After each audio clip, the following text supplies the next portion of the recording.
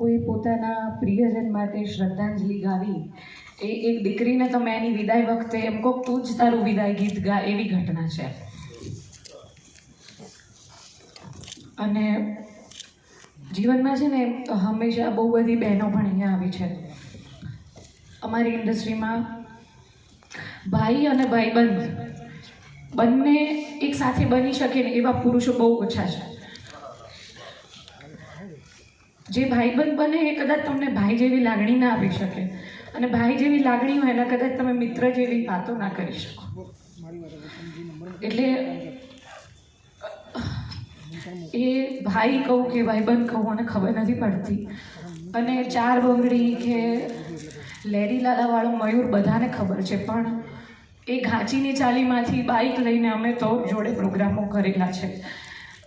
અને બહુ જ સ્ટ્રગલ કરીને એ વ્યક્તિએ મને કહેવાય ને કે ગુજરાતનું, ઉત્તર ગુજરાતનું સંગીત તો વર્ષોથી બહુ જ સમૃદ્ધ છે, પણ આજની પેઢીને એક નવું સાઉન્ડ આપ્યો અને રૂરલ કલાકારોનું ખરેખર જીવન બનાવી દીધું છે એ વ્યક્તિએ.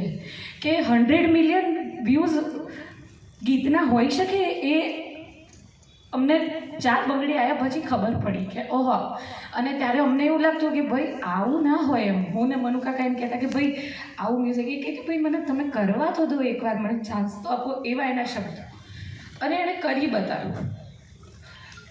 અને જીવનમાં દરેકના જીવનમાં એવા સમય આવે કે કહેવાય ને કે કલાકાર બહુ એક્સ્ટ્રીમિસ્ટ હોય, એ કાં તો 0 હોય કાં તો 100 હોય, એને વચ્ચેવાળું નથી આવડતું. એવો જ એક માણસ હતો કે એના જીવનમાં મને તો એવું લાગે કે એને કદાચ ભગવાન જોડે જઈને વચ્ચે પાછા લઈ આવે, કારણ કે એની તબિયત એટલી ખરાબ હતી વચ્ચે. તો આપણને એવું લાગતું કે ભાઈ, પણ એણે સંગીતનો સાથ કોઈ દિવસ નથી છોડ્યો.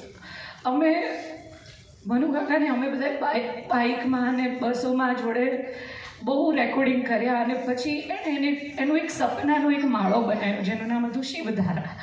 અને એ વખતે એટલો ખુશ હતો એ, મને ખબર છે કે, અને એ જ જગ્યાએ એણે એના આત્માને, એટલે કહેવાય ને કે આમ એક ખુશીની વાત પણ એ છે કે જે, અને એણે કોઈ બી એના સમય સારો આવ્યો ખરાબ આવ્યો જીવનમાં, પણ આજે સ્માઇલ છે ને, એ સ્માઇલ કોઈ દિવસ એણે છોડી નથી.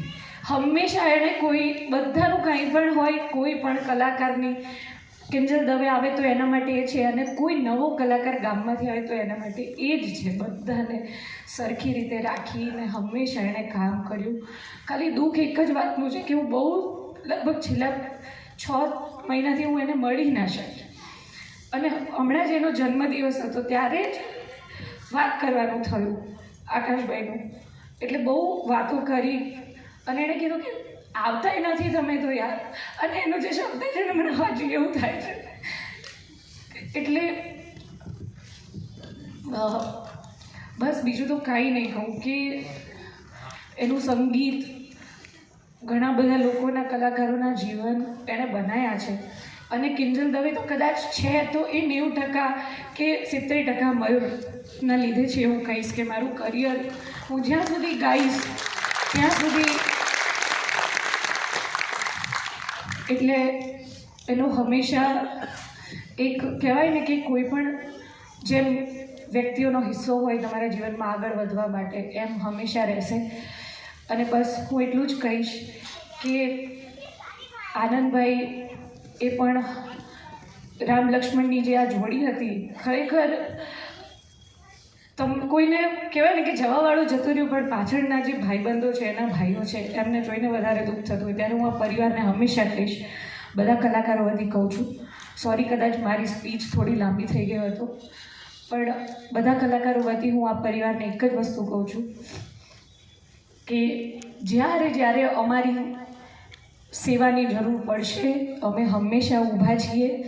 આજે નહીં, આજથી 50 વર્ષ પછી પણ આ પરિવાર, આનંદ એ અમારો ભાઈ છે, મયુર એ અમારો ભાઈ છે, હતો અને રહેશે.